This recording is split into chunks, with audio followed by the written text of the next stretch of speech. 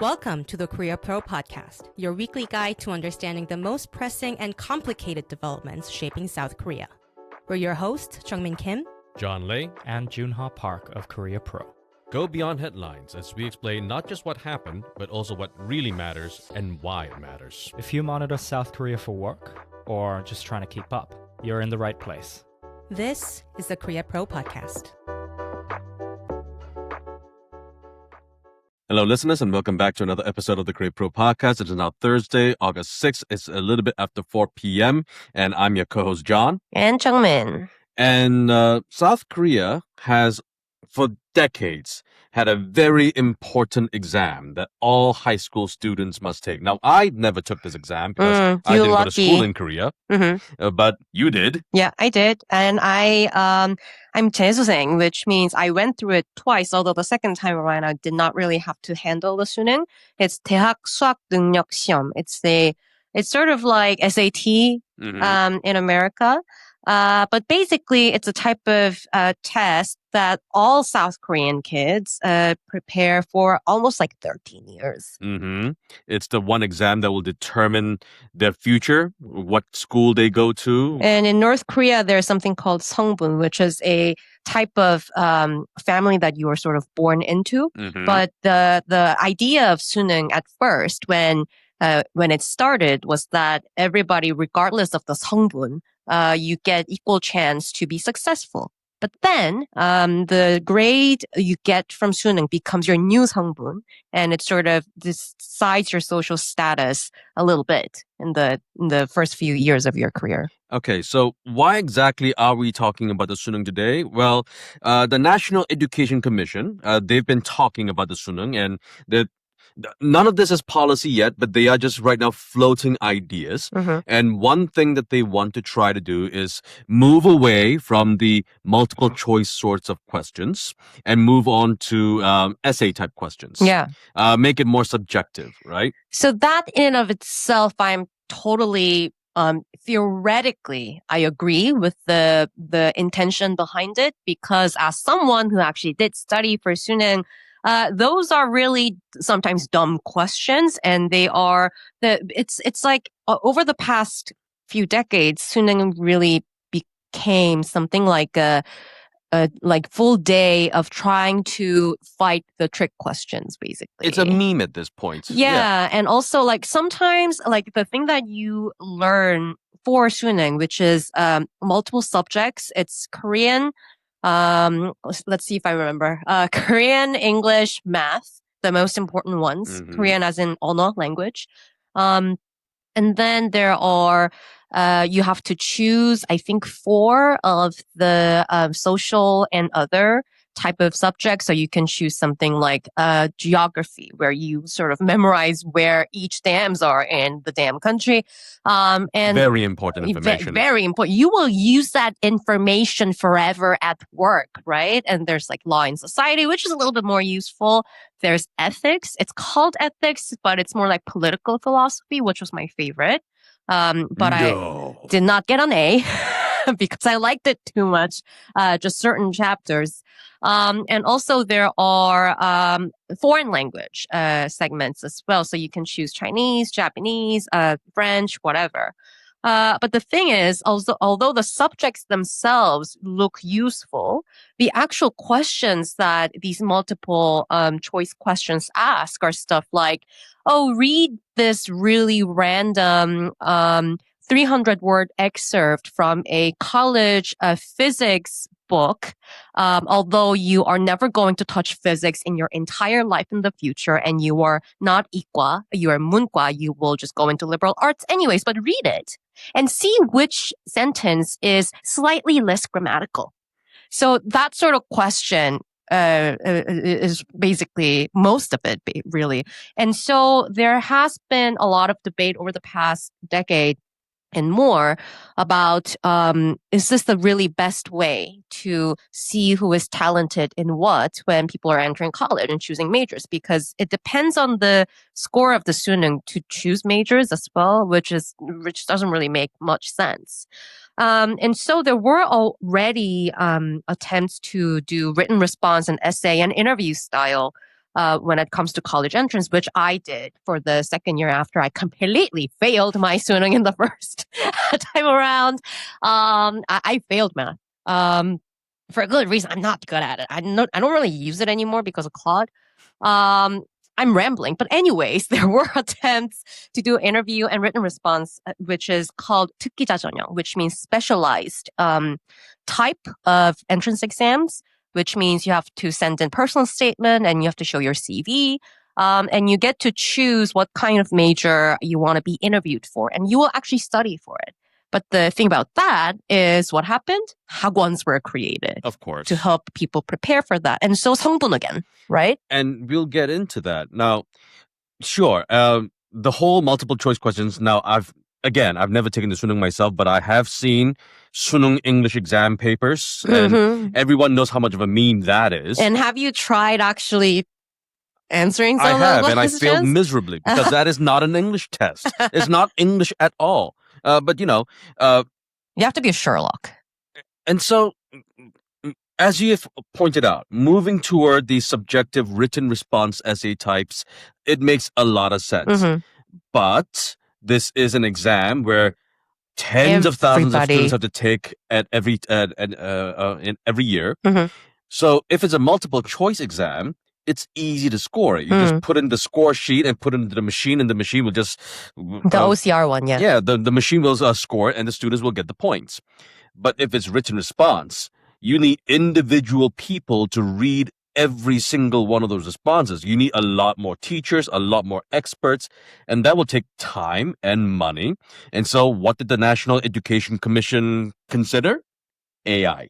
So it just opens a can of worms, because let's start with actual people grading them. That in and of itself has always been a problem. Biases, personal preferences when it comes to writing style. People getting tired. Yeah, there are guidelines for the 특기자 전형, the specialized entrance types, where the professors actually grade them, but following certain standards, basically. But even with that, there are a lot of memes in that world, 학원 world, that there are like tricks that you can do to actually become a preferred answer student. Like, for instance, you can learn which professors might become the judges for you and then see what they study, like so on and so forth. Yeah. So that, like, human grading is a completely different type of problem.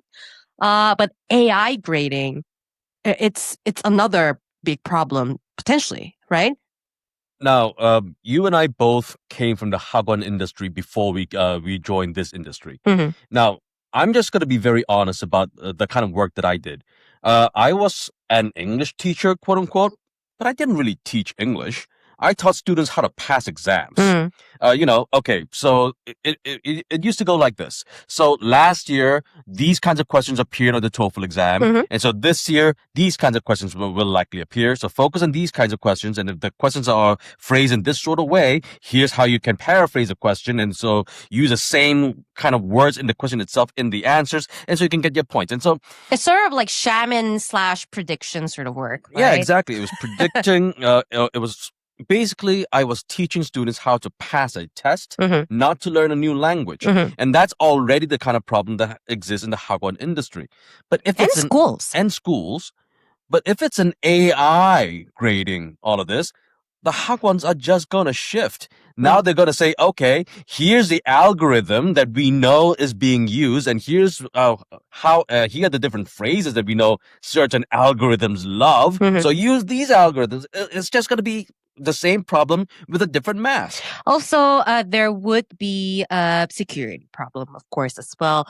If you are not really well aware of what the education system is like in Korea, the Suning day and the day afterward, and also the lead up until the Suning day, like for around 3 months, it's crazy. The Education Commission will choose the professors and teachers who will actually draft the questions. And then they will literally lock them in a room without phones, without internet, like without outside connection, so that it does not get leaked. And then imagine if it's all writing test and then AI grading them. What happens to maintaining the safety? Who secures Basically. the algorithm? Who secures the grade? Who secures the information? And it could easily become a really, really big problem if something messed up and then you have to do it all over again for the entire country. And also, let's say, for example, that you had this exam and a human being graded your exam, and you disagree with the marks that you got. In that case, there is a way to file a complaint and make sure that your paper gets graded again. But if it's an AI, what's the process? Yeah. And also there are already that process in place for both the 특기자전형, the specialized ones, and the multiple choice options. Like people already do complain a lot. There are usually like within 5 minutes after the results are announced on the evening of Suneung, everybody will try to complain. And if it's all written test, who will be actually able to handle this Oh, God. bureaucratically? We sound like whining a lot, but then the intention behind this is good. It is a direction that South Korea should consider. Sure. But Having this written sort of exam is definitely a way to help improve, definitely prove that the person who's taking it is a well-rounded human being. But with critical thinking. Yeah, but I just want to point out the irony that they are proposing, or at least considering, that a machine grades just how human someone is. Right, and that's just philosophically messed up, right? And imagine, like, if you're a commissioner and you have to handle a complaint, and you'd be like, "Oh, like AI did it." There's no real accountability that they can actually systemize, which is going to be another problem. Next topic. I swear this is not a slow news day, but this is just really important topic. Even if it does not sound like it, it will sound important if you are actually here. Deadly heat wave. This is just really crazy. We're having a heat wave. I knew you would sing that. Heat wave. It is actually tropical heat wave. It's crazy. I think Seoul right now is around 36 to 38 Celsius. Give or take, Give or take. And what's the hottest area right now? It would be South Gyeongsang province. They went up to 42.5 degrees Celsius. These are kinds of temperatures that we have never seen in Korea. But every time I say that, these are the kinds of weather patterns and heat waves that we've never seen before, I keep thinking back about that Simpsons meme.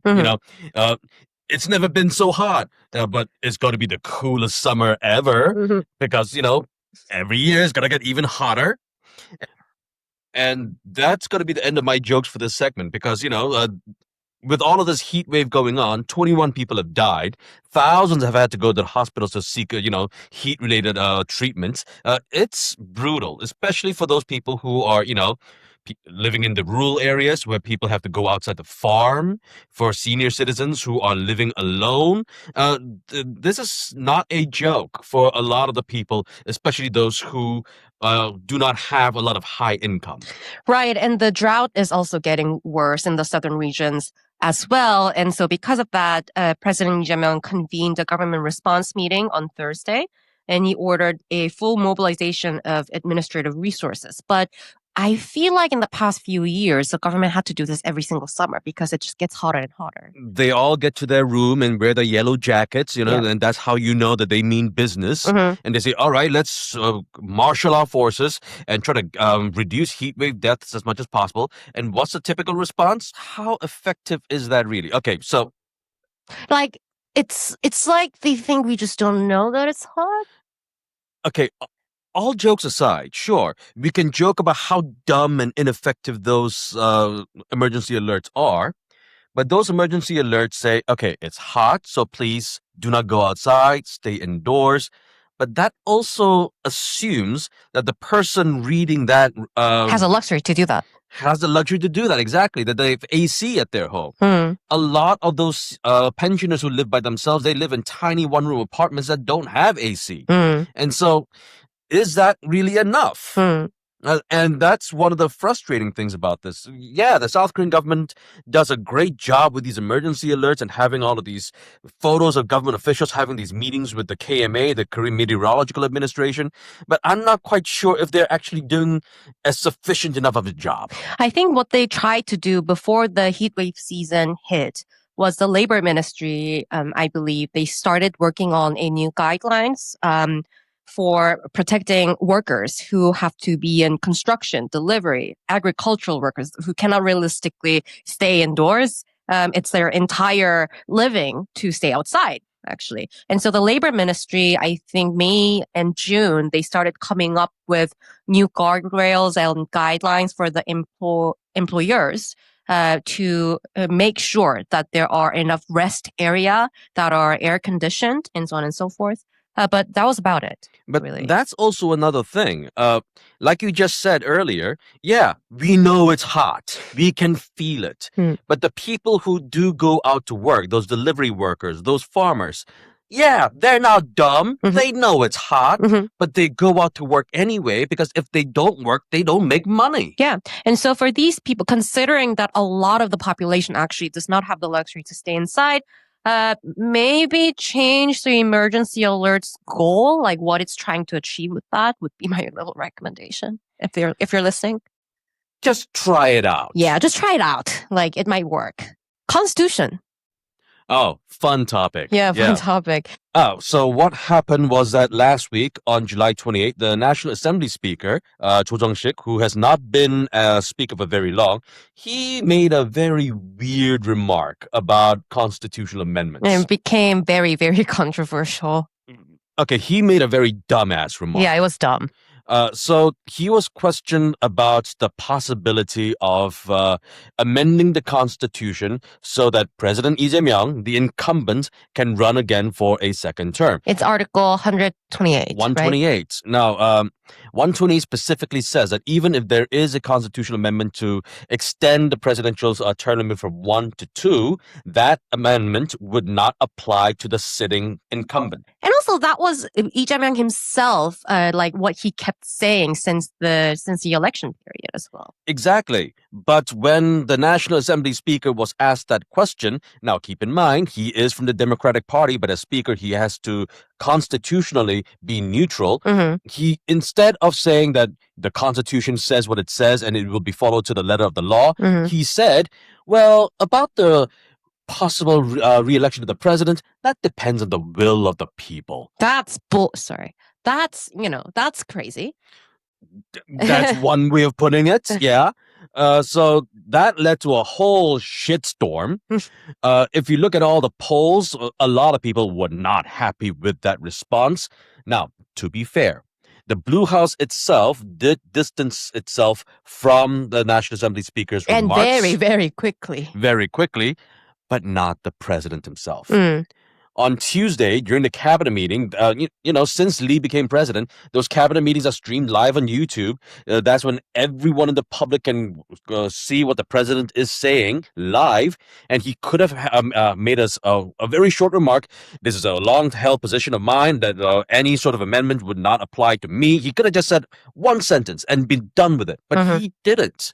Now, maybe it's because he thought that if he made this remark himself, he would make this story even bigger than it really is, and he just did not want to give it oxygen. But the fact that he remained quiet about it gave the People Power Party more ammunition to say he might be tacitly supporting the National Assembly Speaker, even though that might not reflect the president's position at all.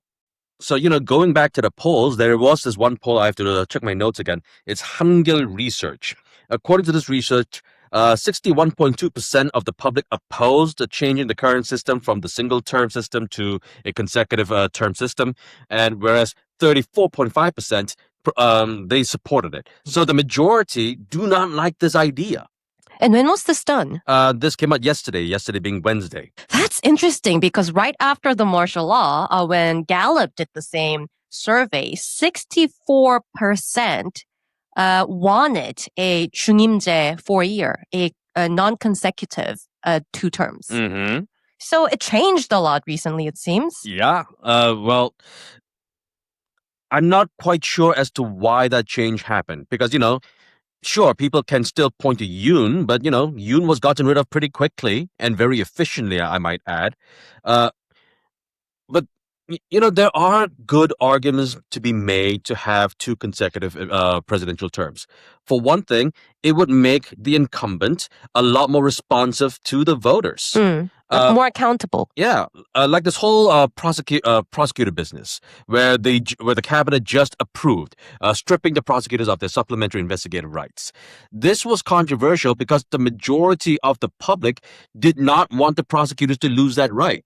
But because it's the president, and because it's the ruling Democratic Party, and because they've always had an axe to grind against the prosecutors, they just went ahead and did it. Right, but if it were a consecutive, like 2 terms, basically, they would have listened more. A little bit more. To the people's will that the National Assembly Speaker is talking about? Exactly. People would want to get reelected, and to get reelected, you need to do what the people want. And so there is some merit to that.